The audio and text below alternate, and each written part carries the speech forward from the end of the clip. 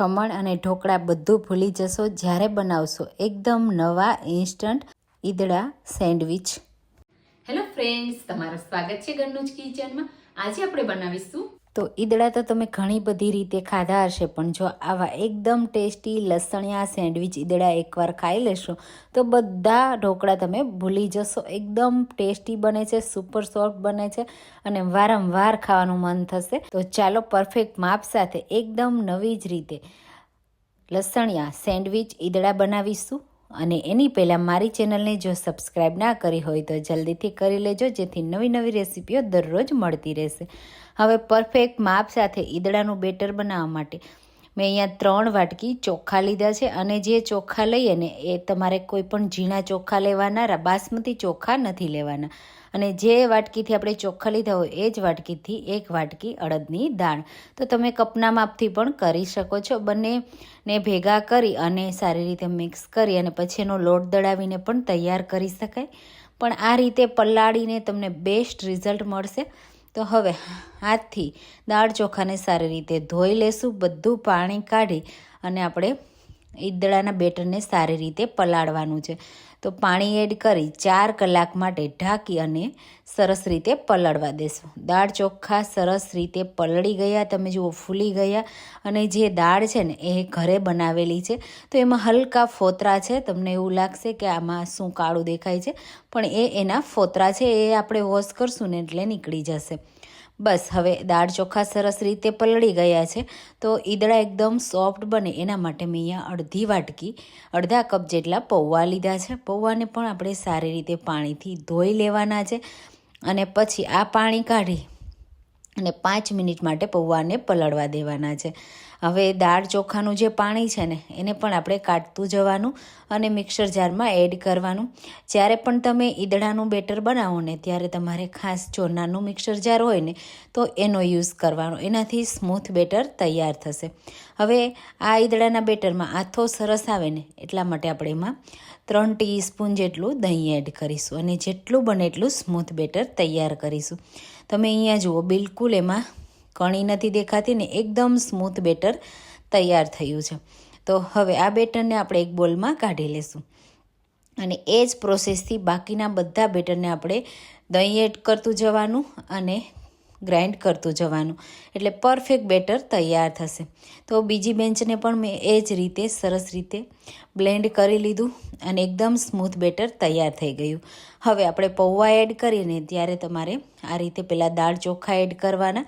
દાળ ચોખા થોડા ઓછા એડ કરવાના, એટલે પૌવાને પણ જગ્યા મળે અને જે પૌવા છે ને એ પણ સોફ્ટ થઈ જવા જોઈએ.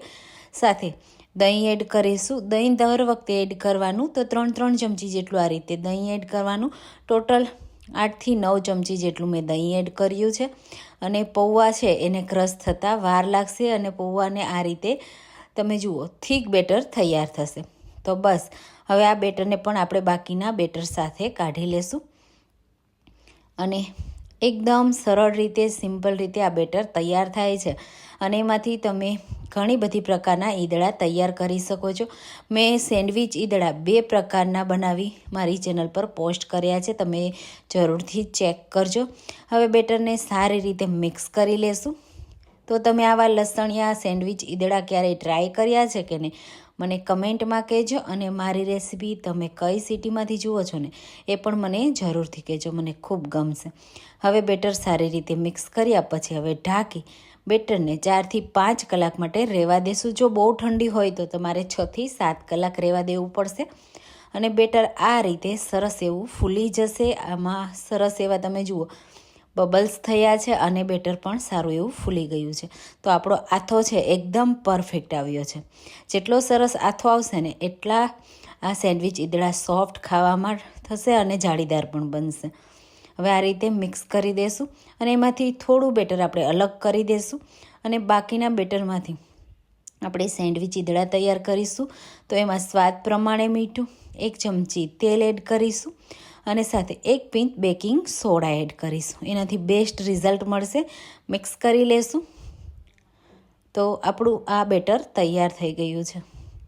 હવે આ બેટરને આપણે એક પ્લેટમાં સારી રીતે સ્પ્રેડ કરી લેશું. તો આપણે 2 લેયરમાં તૈયાર કરવાના છે ને, તો આપણે એને અલગ અલગ રીતે તૈયાર કરવાના. પહેલાં લેયરને આપણે આ રીતે બનાવી અને સ્ટીમ કરવાનું છે, એટલે મેં અહીંયા બેટર છે એ અલગ કર્યું છે. અને આ બેટરને આપણે સ્પ્રેડ કરી લેશું. તો તમને જેવડા થિકનેસવાળા લેયર પસંદ હોય ને એ રીતે તમારે કરી લેવાના. તો હું અહીંયા મીડિયમ થિકનેસવાળું આ પહેલું લેયર તૈયાર કરું છું. એને આપણે સ્ટીમરમાં કોઈ સ્ટેન્ડ રાખી અને સ્ટીમ કરી લેવાનું. તો મેં અહીંયા થાળીનો યુઝ કર્યો છે, તમે ઢોકળાની પ્લેટનો પણ યુઝ કરી શકો. 5 મિનિટ સ્ટીમ થાય ત્યાં સુધીમાં આપણે વચ્ચેના લેયર માટેની ચટણી તૈયાર કરી લઈએ.